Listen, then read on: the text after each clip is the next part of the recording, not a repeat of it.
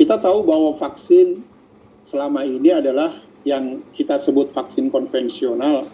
Tatkala disuntikkan kepada tubuh, maka dia masuk ke dalam sel dan dia akan, ini yang saya maksud dengan mesinnya tadi, adalah sel dendritik.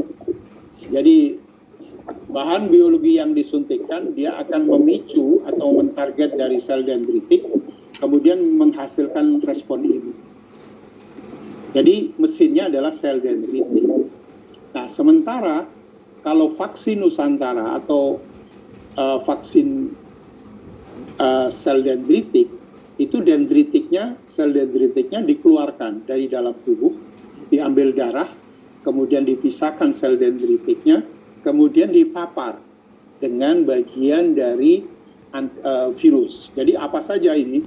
Apakah virus apakah virus COVID atau bagian dari kanker dan sebagainya, itu bisa. Jadi memang vaksin Nusantara idenya adalah dari vaksin kanker yang berasal dari dendritik. Hanya mengubah bagian ini dari bagian antigen kanker dirubah menjadi antigen COVID. Nah, kemudian ini dicampur selama ini dikembangkan dulu selama 5 hari, kemudian setelah tumbuh, kemudian diaktifasikan selama 2 hari, kemudian setelah aktif baru disuntikkan ke dalam tubuh. Nah, sehingga dia sudah siap untuk menghasilkan antibodi atau dia menjadi sel memori, kemudian dia akan menggertak sistem imun, dan kalau ada virus yang masuk, dia akan langsung menetralisir atau mengeliminasi dari virus SARS-CoV-2. Demikian juga kalau ini antigennya misalkan kanker, maka dia akan mengaktifkan sel dendritik, kemudian dia masuk ke dalam sel kanker dan sel kanker itu tereliminasi. Nanti akan ada perkembangan setelah ini, mungkin ada HIV, mungkin demam berdarah dan sebagainya. Memang saat ini adalah dendritiknya adalah autologus. Autologus itu adalah berasal dari yang punya darah kemudian dimasukkan lagi ke dalam darah. Memang agak terbatas ya, jadi tidak seperti vaksin konvensional, satu ampul bisa untuk banyak orang. Tetapi yang jelas bahwa ini dari satu orang ke satu orang, yang jelas dijamin kehalalannya kan. Nah, berbeda dengan vaksin yang vaksin konvensional, jadi vaksin Nusantara itu adalah sebetulnya memotong proses mata rantai pembuatan vaksin konvensional. Jadi kalau vaksin konvensional ini coba kita bisa bayangkan, mulai Januari sudah ada vaksin konvensional, sudah mulai disuntikkan, kemudian vaksinnya tidak pernah berubah sampai sekarang isinya, padahal variannya sudah cukup beragam. Harusnya setiap perubahan varian harusnya ada perubahan vaksin. Nah, tetapi ini tidak akan bisa dilakukan karena dia menggunakan industri. Berbeda dengan vaksin Nusantara atau vaksin sel dendritik, maka tatkala ada perubahan varian, maka dia akan bisa kita lakukan percepatan untuk pembuatan antigen yang baru. Jadi yang sekarang yang saya dengar itu ada 5 varian yang dia akan dilakukan di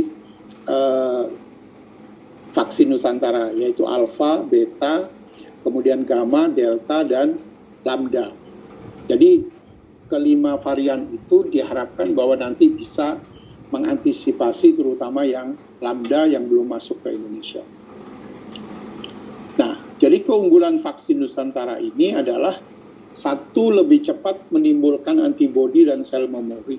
Yang kedua, bahan yang digunakan pasti halal, karena dari darah orang itu dimasukkan lagi. Jadi tidak ada yang subhat, dan tidak ada yang meragukan. Kemudian tidak ada bahan-bahan lain yang ditambahkan, yang dari sel dendritik tadi. Kemudian tidak menimbulkan KIPI, yaitu kejadian ikutan pasca imunisasi yang berarti.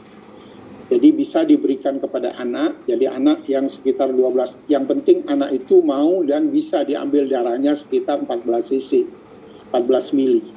Itu bisa dilakukan vaksinasi Nusantara. Demikian juga kepada lansia yang punya komorbid dan sebagainya. Itu banyak fakta dari para lansia yang menderita komorbid malah lebih fresh katanya badan. Kemudian yang keenam, bahwa teknologi vaksin sel dendritik ini atau vaksin Nusantara ini bisa digunakan untuk tujuan khusus yang akan misalkan personel yang akan ditugaskan ke daerah baru, misalkan TNI dan sebagainya akan ditugaskan ke Papua yang di sana adalah daerah endemis malaria. Barangkali mungkin orang-orang yang akan diterjunkan ke daerah endemis malaria mungkin bisa dibuat vaksin malaria khusus untuk orang-orang yang mau ditugaskan. Demikian juga misalkan mau ditugaskan ke Afrika, maka antigennya bisa kita buat negara mana yang misalkan yang mau ditugaskan di sana, misalkan negara-negara Zaire, maka bisa digunakan antigen yang bersifat khusus, misalkan antigen Ebola dan sebagainya. Jadi khusus untuk tentara yang akan ditugaskan ke sana. Termasuk juga guru-guru yang akan bekerja di seluruh Indonesia dan sebagainya bisa menggunakan teknologi ini untuk melindungi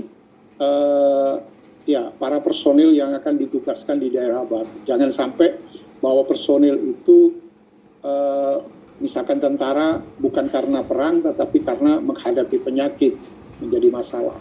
Nah, itu keunggulan dari vaksin yang berbasis sel dendritik.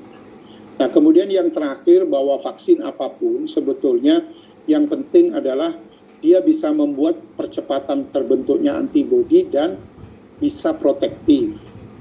Artinya bahwa vaksin tetapi tidak ada analisis antibodinya muncul atau tidak, kalau muncul protektif atau tidak, itu bisa mengkhawatirkan karena yang sudah divaksin biasanya mempunyai kepercayaan diri seolah-olah bahwa sudah bebas sama sekali.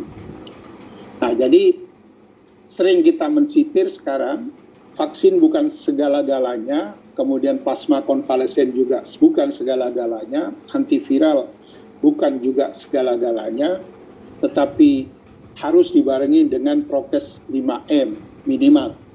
Jadi yang wajib itu sebetulnya apa? Prokes 5M, vaksin, plasma konvalesen, dan antiviral itu sebetulnya bersifat sunnah. Tetapi sayangnya yang diberi sertifikat bukan prokes 5M, tetapi vaksin. Sehingga agak kadang-kadang lucu saja di lapangan. Demikian kira-kira yang bisa saya sampaikan malam ini. Mudah-mudahan sesuai dengan harapan dari panitia. Kurang lebihnya mohon maaf. Wabillahi taufiq wal hidayah. Assalamualaikum warahmatullahi wabarakatuh.